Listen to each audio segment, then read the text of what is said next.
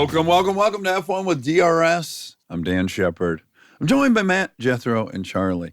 A lot of coffees on the table this morning. An excessive amount of coffees. 5 days in Vegas. Oh my gosh. I I think I either overestimated my virility or underestimated my energy reserves. Takes its toll. Holy smokes. It really takes its toll. It's just impossible to get to bed. It's like, I mean, we did our best. Right. And we didn't do anything, especially in the beginning. We were, pretty mellow. Yeah. It's just impossible. And you get to bed and it's at the height of the Vegas energy. Yes. So you don't just get in and it's like you go into bed. It's, it's loud. Yeah. And your energy, adrenaline is high. You need a good hour and a half, 2 hours of TV. Yeah. Once you Just get to into wind it. down. Yes. I couldn't sleep in any day, but yesterday I could have slept till 2 o'clock. Like every day I was up at 9, and yesterday waking up at 9 felt like torture. The day To we're drive leaving. home. Yeah. Yeah, well, I think we should go in order, but yes, yesterday is the most tired I've been that I can remember. Maybe since I was a roofer or detasseled corn.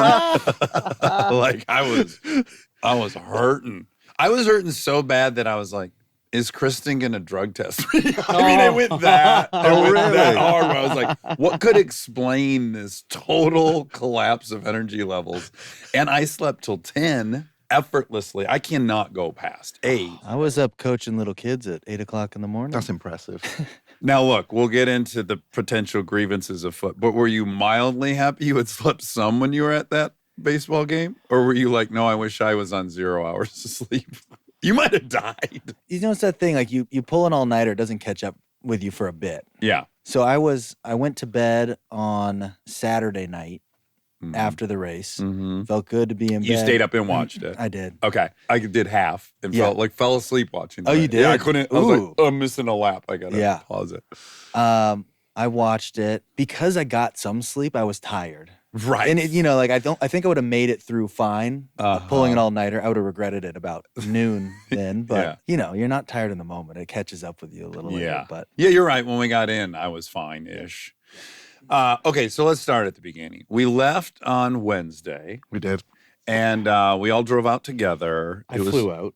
I'm sorry. You flew out very early to do your haircut. Mullet cutting, yeah. Yeah, which was a huge success. Huge success. Yeah. It did as many mullets as I could do. Like there were some people that were just trying to get like a trim. Like one guy was trying to get a beard trim, and I was like, my joke to everyone was like, you're either getting a mullet for free or it's $1,000 and I cut your hair. Like it's one or the other, and no one paid me $1,000. No one chose $1,000. But then we did that. Then they did the livery reveal, and then Botas and Joe were there, and then they came up, and I guided them to cutting a mullet, which was a scary because there was about 1,000 people surrounded us pushing in. Then there was, in a small area, smaller than this carpeted area, there was about 10 media cameras. Oh my goodness. Like huge media cameras. Wow. And then getting interviewed and then teaching the guys to cut hair. And like, they don't know how to do it. Yeah.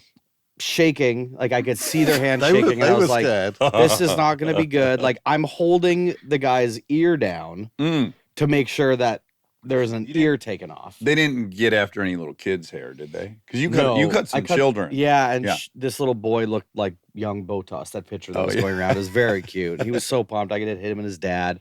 But it was just like it was a guy, actually the husband of another girl podcast, Two Girls, One Formula, that was up and volunteered to chop off his hair. He just got married a week ago and was like, I'll cut my hair in a mullet. Too late. I'm already married. Exactly. Yeah. So I deal with this new haircut. It was great. And then I came to meet you guys for dinner. You're almost like the third driver for Alpha at this point, aren't you? You're an honorary member of the team. When are you getting your test? You must be doing an FP1 test at Abu Dhabi, maybe. I'm trying. Yeah. I'm working on it. Well, the drive there was just fun and easy. We stopped and had a beautiful In-N-Out meal. We did. Spirits were high. We arrived. Charlie had how many burgers, though?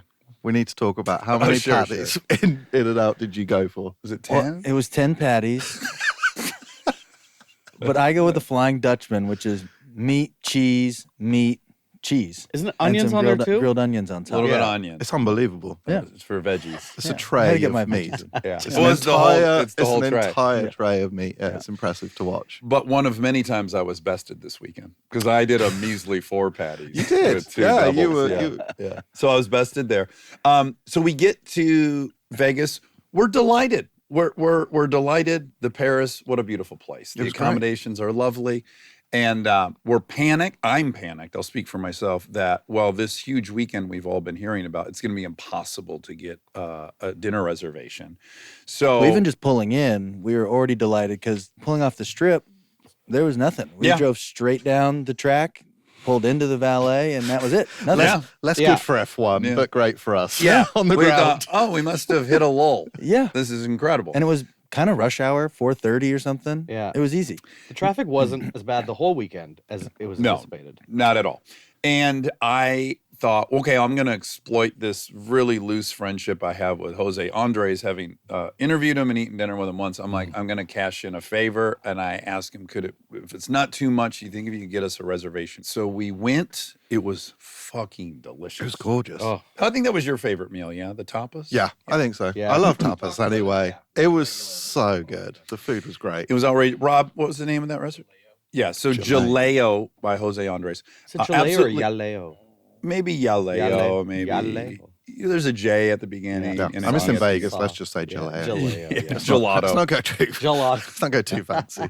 It was outrageous. Cannot say enough about how delicious it was. But also, we were one of 3 customers in there. Yeah. So, calling in the favors to get we were a little bit like, oh, well, I guess we didn't need to do that. Which was the theme of the weekend. Every chef commented that it was the deadest they've ever been on whatever night it was that we were there. Yes, for a weekend. So, again, we were just really kind of delightfully relieved that it wasn't going to be like wall-to-wall people and impossible to eat and everything. And we thought, okay, well, that's Wednesday, sure, nobody's here. Yeah. Thursday comes around and we do what would we call that? Like we're a pop-up with Samsung, Yeah. where we do kind of a live version-ish of the podcast.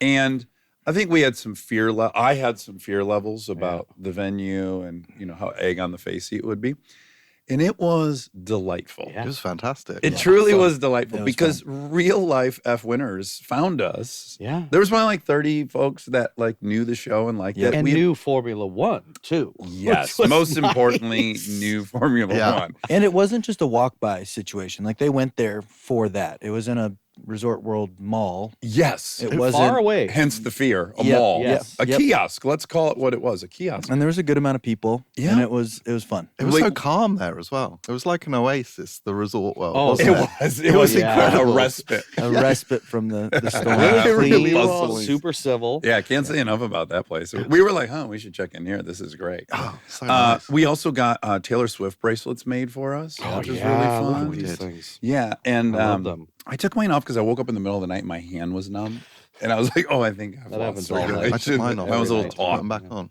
But anyways, I will. They're gorgeous. Yeah. So anyways, that was really, really fun. And we were like, wow, well, that was, that couldn't have gone better. And it was kind of life affirming and wonderful. And it made us prepared for our live show that evening. I think we all felt much more equipped. Oh, yeah. We were in a Abs- rhythm. We knew what we were going to talk about.